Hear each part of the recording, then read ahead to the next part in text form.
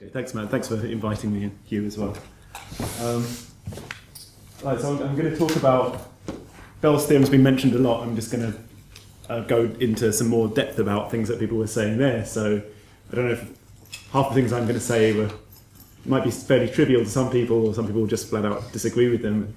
Obviously, Matt went over these things a little bit earlier on, most of which I agreed with. So I'm just going to sort of go over to frustration all of those areas again. And the main thing is about what we can do about having causal explanations of things in the light of Bell's theorem. And if we have to really admit there's no meaningful sense in which physics bans superluminal causal influence in the light of Bell's theorem, or whether we can somehow evade that, and what happens to some of the common attempts to do that. So, right, so for the purposes of this talk, I just want to sort this word locality out first, because it gets used in all kinds of ways. It's just going to mean something like when Bell said local causality, what he was meaning by it, and how he defined it, say, in Nouvelle Cuisine. There's this, he just basically says things don't go faster than the speed of light. Right? In a slightly more technical jargon, no superluminal causal influence that goes outside the light cone. Right, so that's the fundamental principle he was trying to capture when he made these assumptions that led to his theorem. But then before he does it, in the same paper that I just mentioned, he makes this little quote. Just before he makes those famous equations for the condition, he says, before he formalizes that informal statement at the top, he says, now it's precisely in cleaning up intuitive ideas that one is likely to throw the baby out with the bathwater, so the next step should be viewed with the utmost suspicion. And then he devastates our understanding of physics. So then you might have some reason to go back and take him up on his offer, right? And say, well, maybe that wasn't the right thing. Because it's the greatest mystery in physics, I think, how you can do this, and why our normal way of thinking about causation fails to function in this case, and how we can think our way around that, what our response to that is going to be. And one aspect of that, well, that's the main thing I want to talk about. One aspect of that is what Matt mentioned. Isn't it odd that there's non-locality in that sense, in this sort of fairly standard understanding of what causality should mean, but there's no more manifest sign of superluminal influence, i.e. superluminal signalling? That's a bit strange. Surely our causal account, if we had one, should explain that, rather than it just being a sort of brute fact about our theory. So in order to go into this, I should go back and say again, that's all that locality is going to mean in this talk. It won't mean anything else. So it could mean, just for examples, I mean, locality can sometimes mean the Lagrangian is an integral of local quantities or something like that, or it could mean something like local action, so that all actions between two distant objects have to be mediated by things in between. I don't necessarily mean that, and that's not the same thing as what it says at the top. You can well imagine some effects sort of disappearing for some time and coming back later, but doing that within the light cone. So I just want to distinguish that, and also the thing that Matt was calling separability, which I'll come back to, is a separate thing. So when I say locality, I'll mean that thing at the top.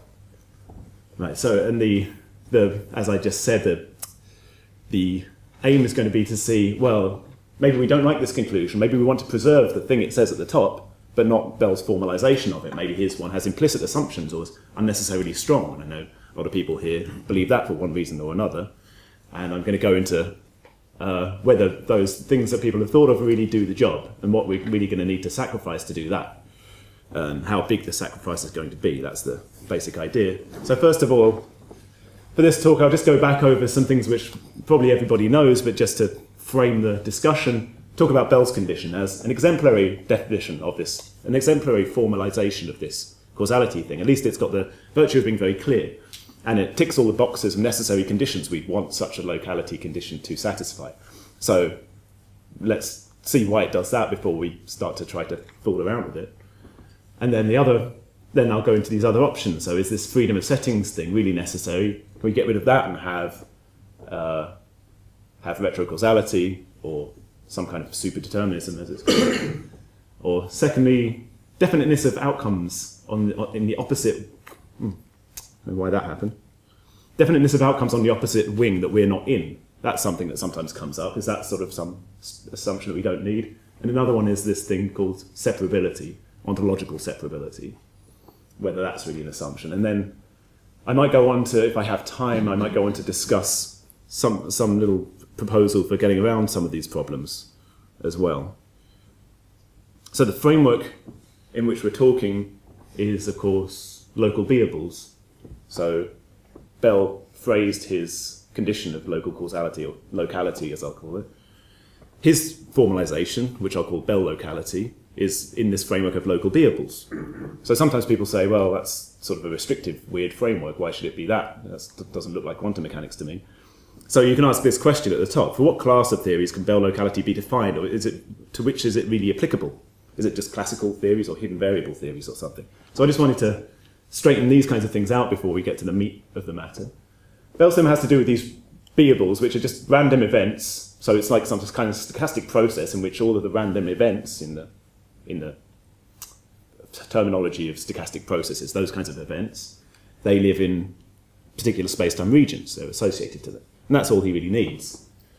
But that's not really very restrictive, because any reasonable theory must give rise to such things at some level. It might not contain them as its most fundamental level. You might have some very sophisticated theory, but surely it must give rise to some of those things to be able to say something about predictions, because that's the nature of the predictions we're making. We live here in space and time, and when we go to the lab and do things, we make probabilistic predictions about stuff that happens in space-time regions. If your theory has nothing to say about that, I'm not interested in it.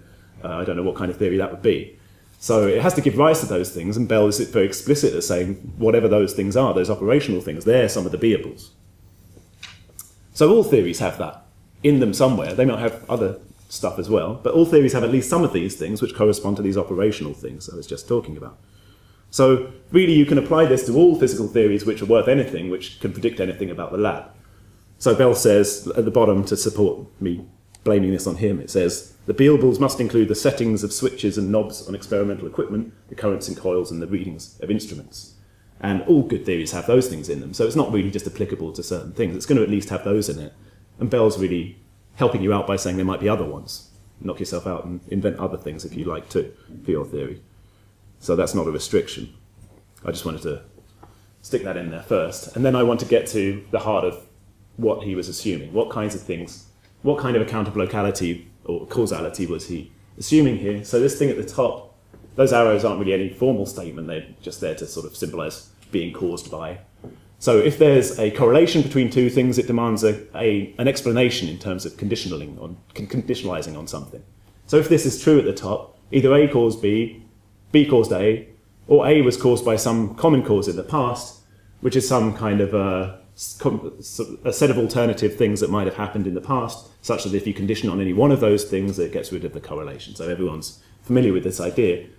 But so far I haven't said anything about where these events live in space-time. I'm just saying, oh well, these things, and I've said something about the past already, so that's sort of come up relevantly to this conference. So that's at the heart of when he says things can't go faster than the speed of light. That's the kind of things he has in mind. That's what he thinks will be a good formalization. So this, what people call Reichenbachian way of thinking about causation, was important there. And then the other part, so that's one ingredient, and the other one is this relativistic causal structure. So if A and B live in these space-like regions, we don't accept that there can be direct causation between them. We're saying that it has to live in some past region. So here I've coloured in the mutual past.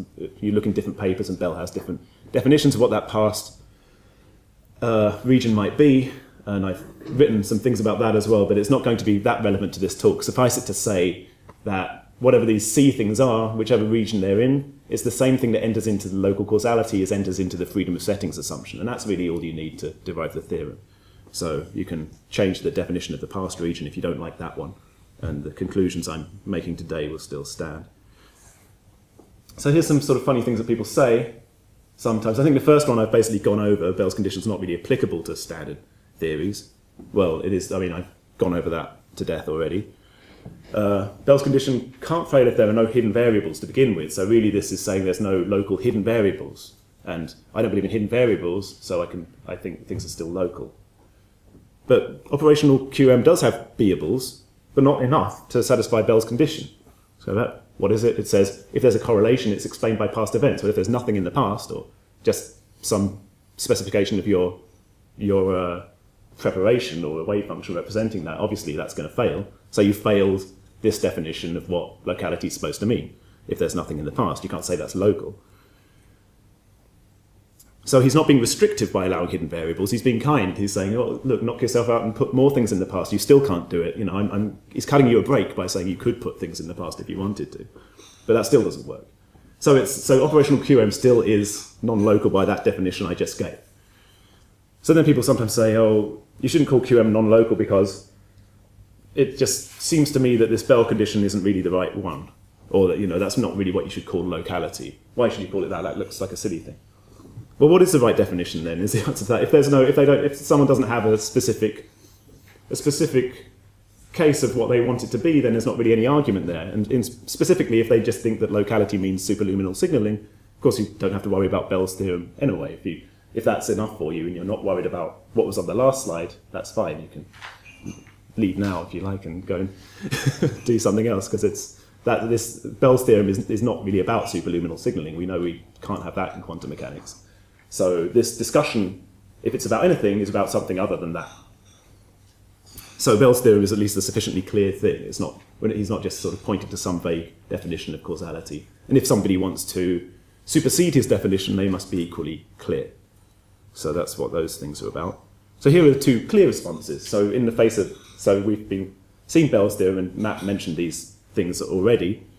So one very clear thing is to say, well, okay, you've made these two principal physical sort of assumptions. I'll get rid of the relativity one, because I think the PCC is so important that I'd rather get rid of relativity than get rid of that in physics. I think we should have that kind of thing. And that's natural for things like de Broglie-Bohm. So this keeps doing things without me meaning it to. Okay, it's not caused by anything, it's just a spontaneous event. Yeah, so so the most famous candidate for this is de Broglie-Bohm, of course, and there's other things that people sometimes suggest based on ideas of Nelson and other things. But so that's a viable and clear option, and it's nice to have these foils. My personal preference is it's a bit like paying in blood. That's why this little blood drop came down, because you're giving up a lot of things which we oh yeah, I'm not even holding it. It's very strange. Yeah, we're giving up a load of things that, you know, the things we've learned about physics. So we see on a manifest level this special relativity. And as someone who's interested in quantum gravity, and I come from that background, I want to, the whole reason I'm interested in the PCC is as a guide to get more physics out. That's why it's so shocking that this principle's gone, is because you use it to develop new theories. And special relativity, I think about the same way. It's a guide, and hopefully it will help us, assuming Lorentz invariance and so on, will help us to develop new theories, and we haven't got that much to go on. So it would be a shame for me to throw that away.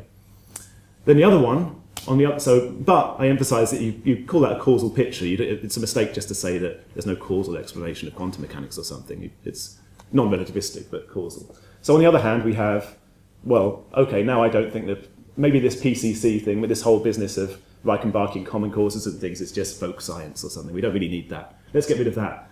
So that's natural for operational quantum mechanics, which I was emphasizing is inside this framework, and collapse theories and things like decoherent histories, to the extent that they come up with a stochastic process in space-time, and you can get a well-defined set of beables out of them. And this thing, and Adrian's nice thing that we saw yesterday, is in that class. So here, again, you emphasize that it's not like you can't make a relativistic thing here, so you can, but it's just that in these kinds of theories, you see correlations between two areas of space-time, and you're forced to, someone says, oh, look, isn't it strange, there's a correlation between these two space-like things, and you say, no. And that's the end of that discussion. Or you say something like, yes, that's because of my theory. And that's your explanation of it, right? But that, again, for someone who wants to develop new theories and bigger theories, that's a shame, so that's a tear coming down.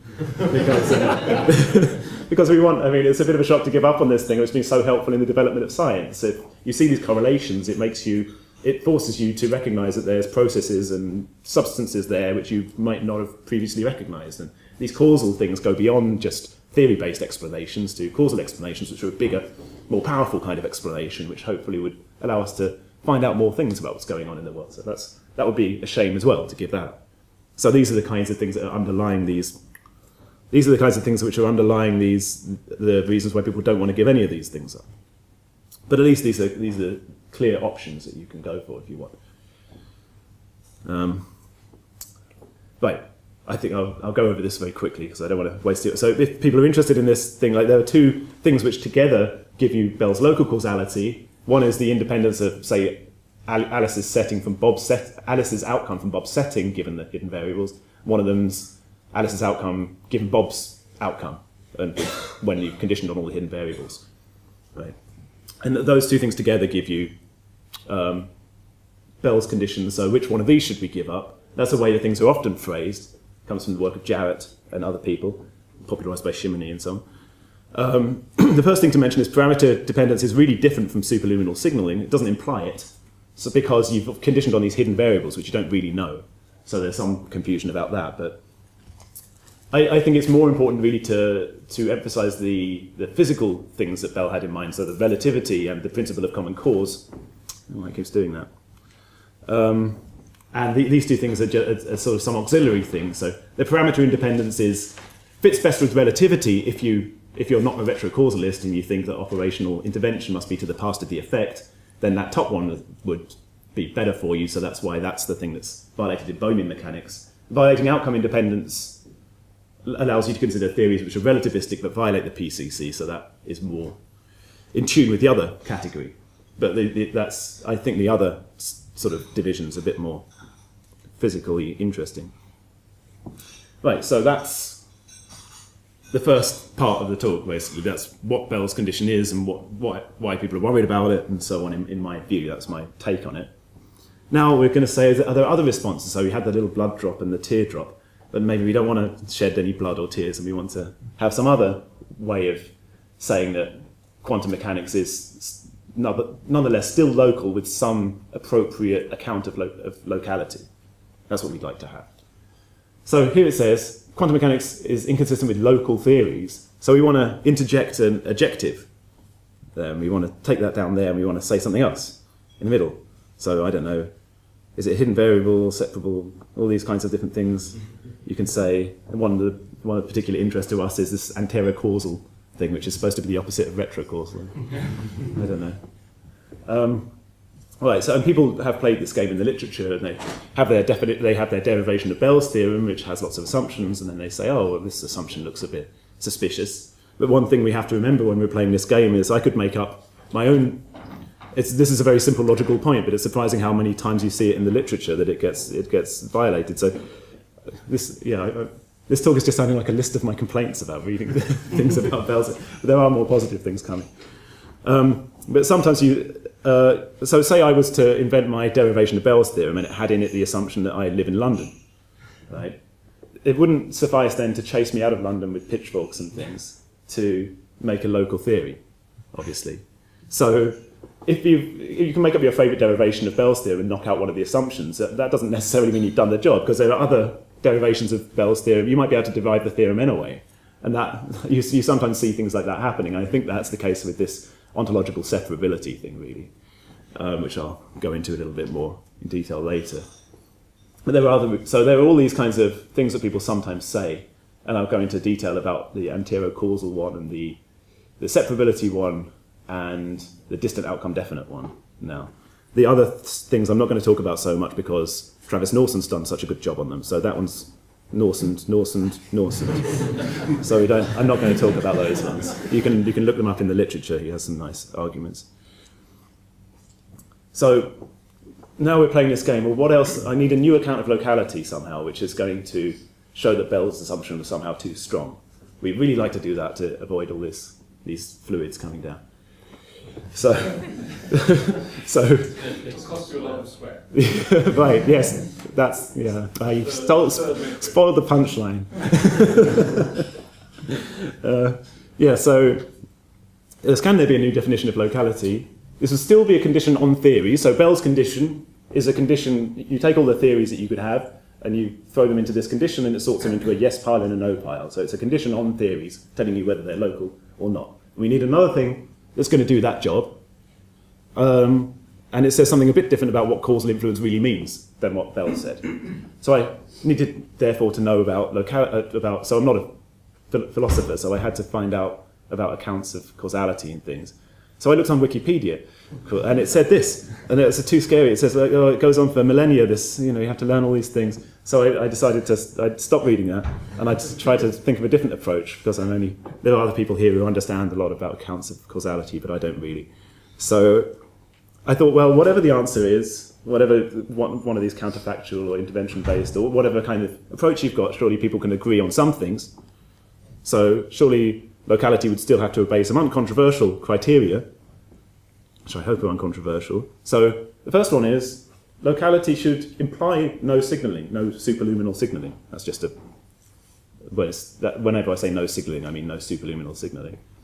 Because no superluminal influence is what locality means, or what I defined it to mean at the beginning. And if you don't have any influence, like signaling is a kind of influence. So I want to say that what Bell was after, in banning superluminal influence, even if you formalize it differently from him, everyone should agree that surely locality in that sense must imply no signaling. I haven't had anyone come back and say no to that yet. And there's a bunch of other things as well. Writing postcards, so what the second line is supposed to mean is classical cases of causality that everybody agrees on, they have to be local. So writing the same postcard to two different people and sending it to space-like locations or something. That kind of thing. And other things that we all agree are classical cases which are non-local, like seeing something burst past at twice the speed of light and shedding light down on us. It would be strange if our theory told us that was local. Not impossible, but kind of not really what we want the answer to be. And it has to be robust under conditioning on some past events, manifest things. What I had for breakfast shouldn't affect things, and so on. And it has to be a well-defined condition that gives you these yes-no answers. But mostly I'll be using that top thing. Locality has to imply no signaling to build traps. So here's my trap for people when they've got these new accounts of locality. So if someone comes to me and they say, oh, here's the CHS experiment, which you're saying is non-local.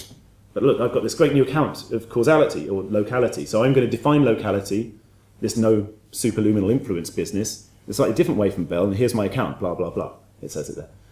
As we can see, there's nothing in the predictions of quantum mechanics here that violates anything in blah, blah, blah.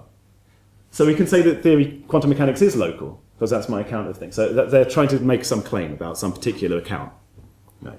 So then I want to build the following trap. So first of all, I'm just going to imagine a situation where there's superluminal signaling, because I've said that shouldn't be allowed in any local theory.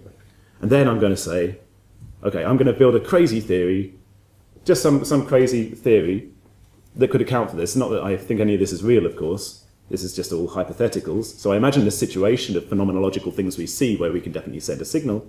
Then I imagine if that was the world coming up with some theory that could account for all this and still be consistent with blah, blah, blah, their account of locality. Right?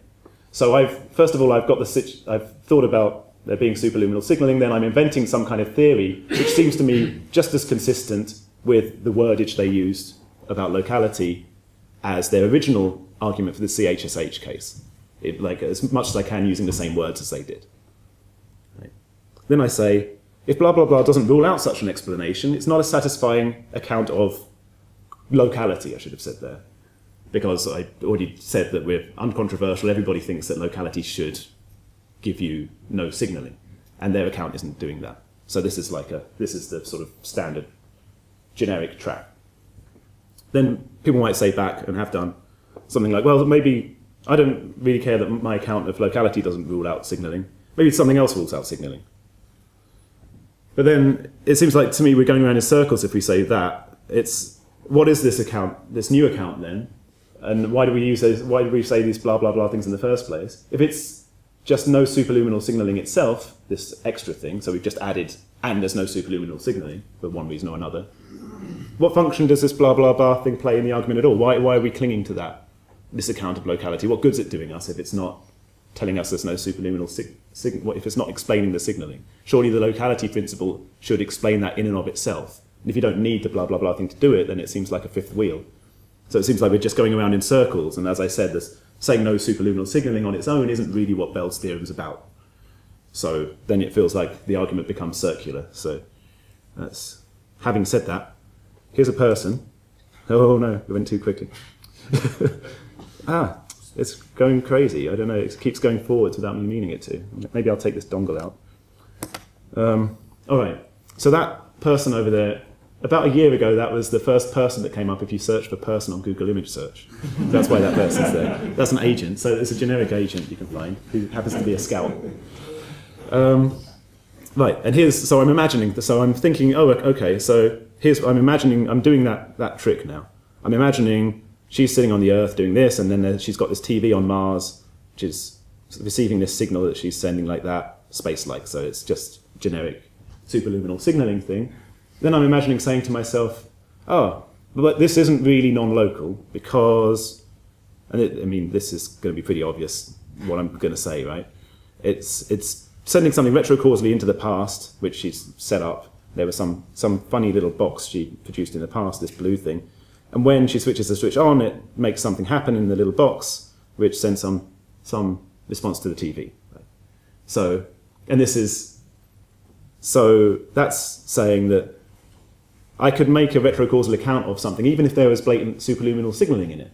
And then, like, the third part of the argument is, oh, well, can this really be a good account of what we mean by locality when we're talking about Bell's theorem? Not just nomenclature, but for good reasons, that's what we're calling locality. And that's what the whole conundrum about Bell's theorem is about. So, for that reason, so I'm applying this trap now to this retrocausal, and you can do the same thing with the superdeterministic picture, which is something similar with the arrow the other way around going into her brain or something. And this is some kind of more general, it's basically the same kind of complaint about the fine-tuning that people were referring to earlier on with Speckens et al., which is a sort of sharper version of it, which says that there's just varying things a little bit will cause this to happen in any retrocausal model. But I mean, this is the fundamental point to me, so I wanted to strip it away from the technical jargon of Bayesian networks. So in fact, this predates that, but it doesn't really matter. This is sort of stripping away that sort of talk about that comes from the theory of Bayesian networks and just exposing the core of the argument. Does this really explain anything that we were worried about with Bell's theorem? So I think this is saying that free settings is a part of the locality condition. Hang on. And I think, again, I'm using Bell. I haven't said anything about how Einstein agrees with me yet, but lots of things about Bell. So he's saying in one of his papers, without such freedom, meaning freedom of settings, I would not know how to formulate any idea of local causality, even the modest human one, by which he means signaling. But I think by that he means that you really need this freedom of settings to make the other part of his condition, the local causality, make sense. So the freedom of settings should be considered part of locality. So to that extent, I'm disagreeing with this thing where you say locality plus antero-causality gives you the conclusions of Bell's theorem. I'm saying that the locality in words meaning no superluminal influence, which is the point, has to include that thing. So this doesn't say, oh, I really don't like retrocausal models. It doesn't say that at all, because you could still build such things, and if someone did, then it's still a way forward to have interpretations of quantum mechanics and so on. But maybe I'm saying it doesn't really cut to the heart of the conundrum that Bell's theorem provides us. But it might do other jobs very well, better than other ideas. So it's not ruling that out at all. So passing on, how much time have I got? So I've got a few things. Oh, good, okay. That's including questions. Yeah. Yeah, okay. So here's another thing people sometimes say, which I'm going to put into the same trap, hopefully. So it's only, so here's the sort of blah, blah, blah bit, the account of causality. Only things that we actually measure need to be considered beable. So I said before, I made this big point, oh, all of the coils, or the currents in coils and the buttons and lights, they're all beables, because we observe them, and if we can't have the things we predict, then what's the point of all this? So someone might come and say, oh, but Joe, you only observe the things in your lab, and Bob's somewhere else. So you might be in Alice's lab, but these other why are you saying that about all the stuff in this other lab? You only measure that stuff later on when you meet Bob in the pub or something, when you're discussing the results later. So you don't really need, that's the unwarranted assumption, that there's something definite happening at Bob's end. So one observer only measures one of the wings. Only in the mutual future of the wings does she find out the other result by measuring the other observer. So is it not then consistent to say beables only need to be switches and knobs in one of the wings? And then we can still obey the PCC and relativity and have all those nice things that I was advertising at the beginning. And this is believed especially by quantum Bayesians, and I think Mermin, Caves and Schack have put a particularly forthright, Mermin, Schack and Fuchs have put a particularly forthright paper on the archive about that they believe in this idea. And then there's people like Smirnock and Ravelli who also advocated something like this. And there's also a current in MiniWorlds, which I think is similar, which comes from it comes from Deutsch and Hayden, I think, but it's most clearly in this paper by Brown and Chris Timpson, who's here, where they spell it out. And by no means are any of these people naive to these issues about the PCC and relativistic causality. And in that paper, there's a lot of fine distinctions made between different notions of locality. So perhaps what I'm going to say doesn't really affect the conclusions as much as it could do. But anyway, there are many people who think something along these lines. So here's how it might work. There we are in Alice's lab, and the other side's everything's indefinite. No one knows what's happening there. So this is the ontology, really, at the bottom stage. But there's a definite setting and outcome in one place, and in the other thing, everything's just a big grey cloud. They go together, and then only at that point does Alice measure Bob, and you find that there's, we can see that there's these strange correlations happening. But because there's nothing down there, there's nothing to apply the PCC to and get confused about. So the influences are only local because the correlations realize when the agents meet. So that was just a little picture of it. Now, what about this? So I do the same thing again. Remember the person with her box. What if she was doing that, but I say, oh, the TV on Mars isn't really there. The outcome on that box is indefinite. I'm not really over there. So that's now this thing, and I'm choosing a setting in my lab. And then I put them together, and she meets the person with the TV at the end. And those go together, and then only then does she realize this TV is completely correlated to her result. So that's all right, everything's local, right? So again, this is my trap. It seems like you can allow superluminal signaling by doing this, and then I don't think you should call that locality, really. So any kind of account that allows you to do this, the former kind of thing in the CHSH experiment to say that's local, I could use exactly the same words and kind of account to say that something in some crazy situation with superluminal signaling was local according to some crazy theory. Right, so that's the thing. And just to emphasize, just to labour the point a little bit, this is a sort of MiniWorlds account of the same kind of thing. Now, how that works is that you as Alice are only one of these Alices on the left, but when you've done your outcome, there's actually two in real life. And on the right, there's two Bobs. But being one of these Alices, if you think to yourself, what's going on in Bob's wing, the branches aren't really global, so there's just two different Bobs over there. That's all you can really say, one with a plus and one with a minus outcome. And it only so happens when they come together and meet that you happen to meet the Bob that's correlated to you. And the same kind of thing applies. There's nothing down at the bottom that you can get annoyed about. But again, I can do the same kind of trick by saying that there might be two different Alices with the two different settings instead, and that they meet the Bob with the same outcome. So that's saying that, well, this account of locality is allowing superluminal signaling, so it seems too weak to me. So that's the sort of basic form of the argument. We can argue about the ins and outs of it, and of course there's a lot more to say, but that's kind of the idea. All right, so those are two applications of that particular trap. Now this is a slightly different case of separability versus locality. So there was some excitement in the literature a long time ago about this idea of separability, and it's what Matt was calling separability is very similar.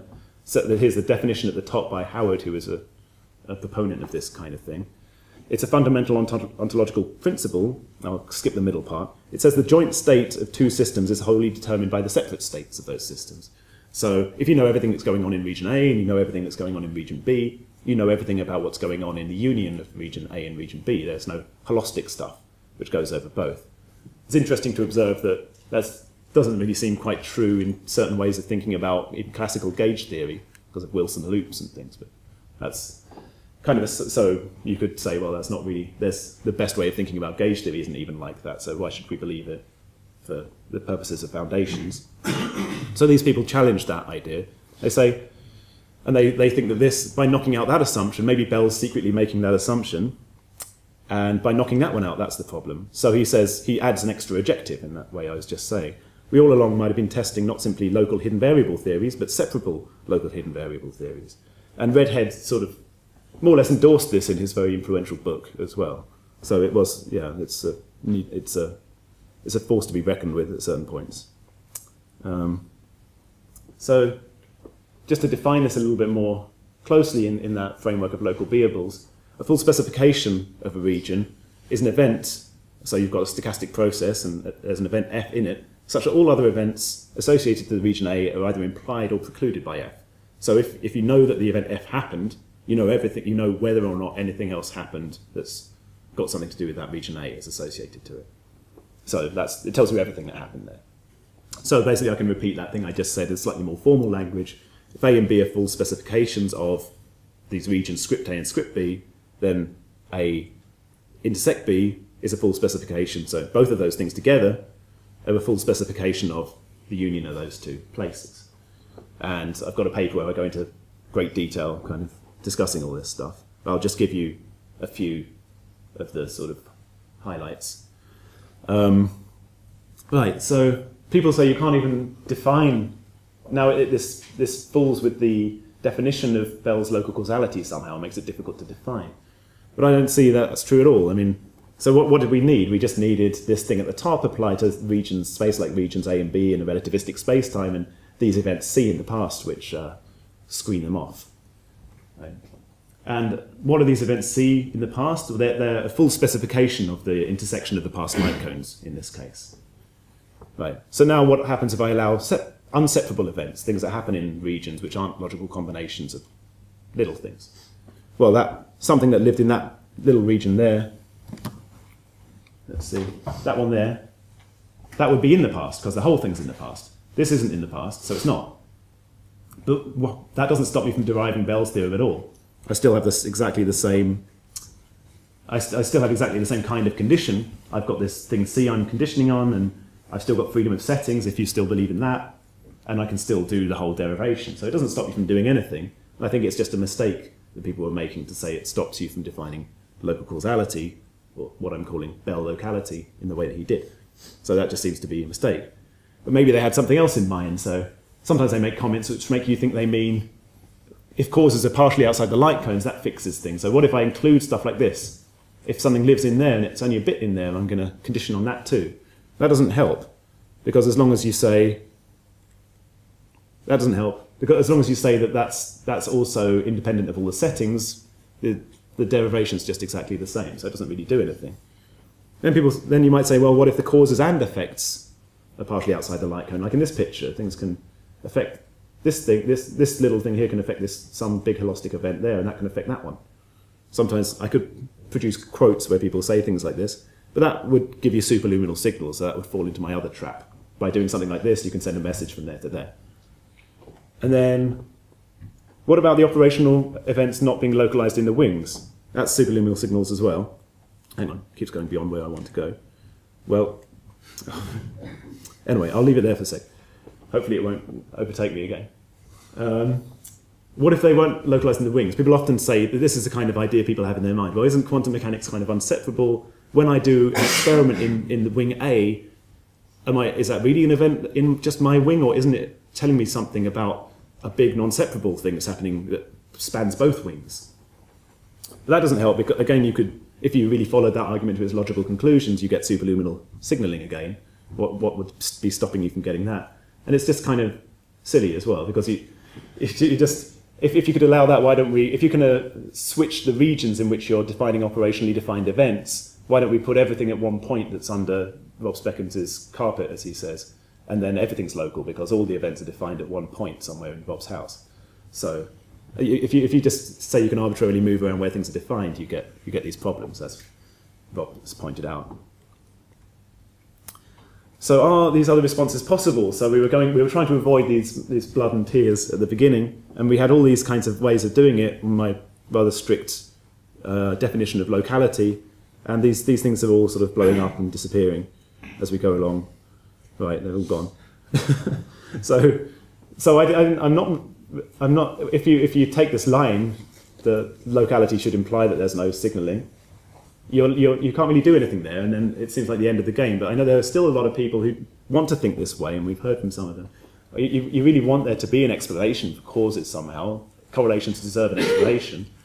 So maybe better question is, how much of the PCC can we keep? And really the idea, and people like Rob have endorsed this, is that there needs to be some rethinking of what the PCC means. Maybe we can keep a remnant of it, or maybe there's some new way of understanding which we can use there. So I hope if I've got a little bit of time left, I'll give a... Okay, so those are all the negative things. Now I'm going to say something sort of, which I feel confident about. Now I'm going to say something positive, which is not so confident. I'll skip the conclusions for now.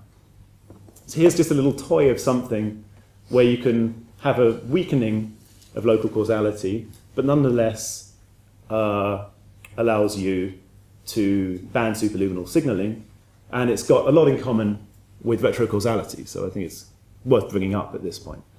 But it seems to, in a certain sense, it does the job that I was just talking about, and we can talk about how useful the idea is afterwards. So first of all, here's this thing of what I'm calling Einstein locality, which is stronger than Bell locality. It's the deterministic thing. People were calling it something different earlier on. It's a strong locality condition. One way of writing it is that if you know everything about this region C, then it determines everything that happens in A. All the probabilities are reduced to 0 or 1. But another way of writing it, which I derive from that way in one of my papers, is saying for any event that happens in that region A, even if there's a probabilistic stochastic process with things living in this region A, some event that lives in A, this gamma is its truth value, so it could be value 0 or 1.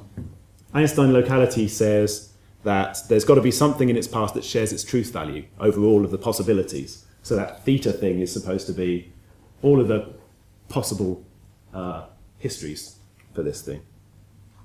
And so this is saying for all the possible histories, there's something here that shares the truth value of the thing up there, and that's actually equivalent to saying the past fixes the domain of dependence. And I'll call this thing in the past the causal antecedent. Right, so as long as you buy that, we can go on to this third thing. So I'm going to add this extra truth value now. So I've got A happens and A doesn't happen, and then I'm going to give this thing a philosophically sort of hopefully ambiguous name, saying it's not definite that A happened or not. So I haven't said something like it's indeterminate, or I haven't said it's not known. So I'm trying to avoid putting a gloss on it at the moment, and you can apply glosses, whichever one you like, after I've described the maths of it. But if I do this, and the logic I'm going to use now, because I've introduced this thing, I should really specify the logic. It's really quite similar to what you'd do if you just didn't know, you had a certain set of histories that are there, but you don't know which one is the real one. And then, so for instance, so there's some set of histories and events which contain all of those things, you know they happened. Events that contain none of those things, you know they didn't happen, but things that intersect it, you don't know one way or the other. And Raphael and Faye, one of you is going to describe another use of this same kind of logic right later on. So you'll hear more about that. Unfortunately, I haven't got time. Really, this would require a whole other talk, but I'm just sketching it. So now you've got a bit more wiggle room. If you introduce this value, and in kind of good company, Reichenbach has a similar thing where he puts a half-truth value in, although with a bit of a different logic, and in order to solve other causal anomalies, as he called them. But strangely, although he came up with both the PCC and... Oh, stupid thing. Okay. Yeah, well, Reichenbach didn't actually sort of realise that Bell's theorem, although he was sort of very active and thinking about various things along these lines. But anyway, right, so he did this as well. So I'm now trying to use and apply these kinds of ideas to Bell's theorem. Different logics have been applied to all kinds of problems in quantum mechanics, trying to explain interference or non-contextuality, or in the quantum logic program at the beginning of quantum mechanics and so on. This is a different motivation for applying different logics, I suppose, to try to get around this problem with Bell's theorem. So at the bottom, if definiteness is just another ontological, well, maybe I could remove, I'm not sure if I believe this now. If definiteness is just another ontological property like the others, this makes no difference. So if I just say, oh well, the halfness of this thing, I have to treat it, I'm just going to say that there's Einstein locality on that. What I call a cause is anything that can influence anything else. Then this wouldn't really change anything. Why would this matter? Can't I just rederive Bell's theorem anyway? Well, that's true, but it's no longer clear exactly what constitutes a correlation in the following sense. So I'll rush through because I haven't got much time. I don't know what it's doing that for. Okay, so this, right, that still demands an explanation, I'm saying. If the only histories you see have got both these TVs off or both of them on, and you see that to some extent, then I'm going to say that demands an explanation. So I'm going to keep some aspect of this PCC. I don't know why it's going so crazy. Okay. Right. Yeah, I don't know. It's going really crazy, so it's going to be difficult to do this thing which requires fine motor control of the settings. Right, this one. Okay. Let's look at this for a minute. There, right, there, quick, before it goes wrong. Right? So that's saying when it's off, it's definitely off on the other side, but when you turn your switch to on, the other side is indefinite, so it's going... I don't know why it's doing this. Now you've seen lots of things. Where was I? Oh yeah, so I'm saying two things which are definitely correlated and they're both definite, that's one thing, but one event which seems to cause the other one to go from being definite to indefinite, I'm going to make a choice that I no longer demand the PCC covers that kind of thing. So I'm going to say that's not causal anymore. So I wouldn't call it retrocausal if something in the past was changing to being definite to indefinite, depending on what I did with the switch here. So I'm just weakening, if you like, you can forget about there being a different logic and just say that's my weakening of the PCC. But I'm also specifying that my settings and outcomes have got to be definite things. Right, so how does that affect things? Well here, locality with indefiniteness, if you just apply this idea to an epistemic sort of uncertainty, you can derive this from the old Bell locality, the old Einstein locality. It's exactly the same thing. There's something in the past which shares the truth value of your thing. So if you've got a thing, there's something in its past which always shares its truth value over all the possible histories. That's still the same. So I'm going to keep that rule, which looks even more strict than the old Einstein locality one, in some sense. But this also affects the freedom of settings. So really I'm weakening freedom of settings here.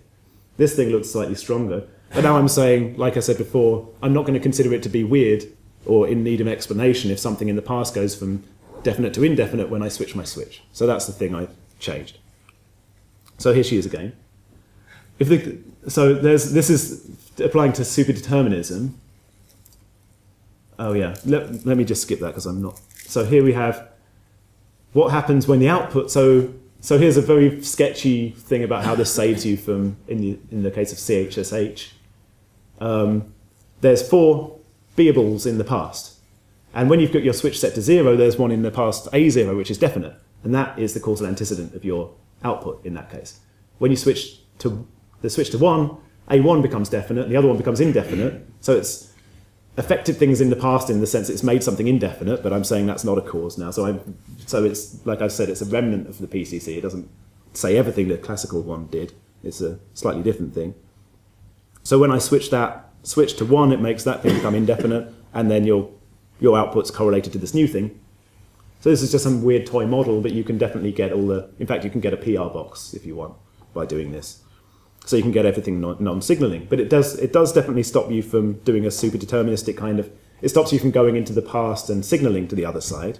So if you can't, this person can't now switch her switch on and off and turn that TV on and off, because there has to be a causal antecedent of this thing in this box back in the past. And that has to be a definite event, the thing that's switching this TV on and off, because the TV is a definite event, and the thing in its past has to share its truth value, so it's definite as well. It's got 0 or 1 for its truth value. And if it's got 0 or 1 for its truth value, you can't switch that thing from 0 or 1 from over there, because that's still not allowed. All she can do with her switch to things in the past is change them from definite to indefinite. So you can't make this zigzag by utilizing some indefinite thing in the past. So these rules, this new Einstein locality and this sort of weakened freedom of settings don't allow you to send signals faster than the speed of light. That's the important thing I'm saying. So I'm saying, look, this does do the job I was saying before. It does ban superluminal signaling. We can explain it. I really don't have time to go over it in much detail, but we can talk about it afterwards. So it's just a sort of toy model of something that seems to do the job. The only sort of thing that's just a bit weird about it is saying, well, if you're saying that all these things are ontologically on an even footing, why are you saying that the outcomes are definite? Isn't that where the magic comes in? And indeed, you might. That's a sort of something we can talk over. But maybe you can, if you had an interpretation based on this, you'd have to explain why in the macroscopic world things are definite. That would be something you'd need to explain. So now, yeah. So Jeremy already came up with my joke at the end there. It took me longer than it did you to think of it. So now I've put this sweat option in, so there's the blood and the tears. Now there's this sweat one. Keep a remnant of the PCC. And what kind of interpretation is this natural for? Well, that's the big question. So if we got something there, hopefully that would really be something that would allow us to start using these causal principles again. So if it really was doing the same job, having the same meaning as our initial count of causality before we got into all these problems, therefore the same uses as that thing, that would be really great. We'd be able to use this to construct a lot of other, construct new theories and move forwards in this business of trying to come up with new physical theories. So on that note, I'm going to go backwards and hope it stays there to the conclusions earlier on. There you go, and thank you again.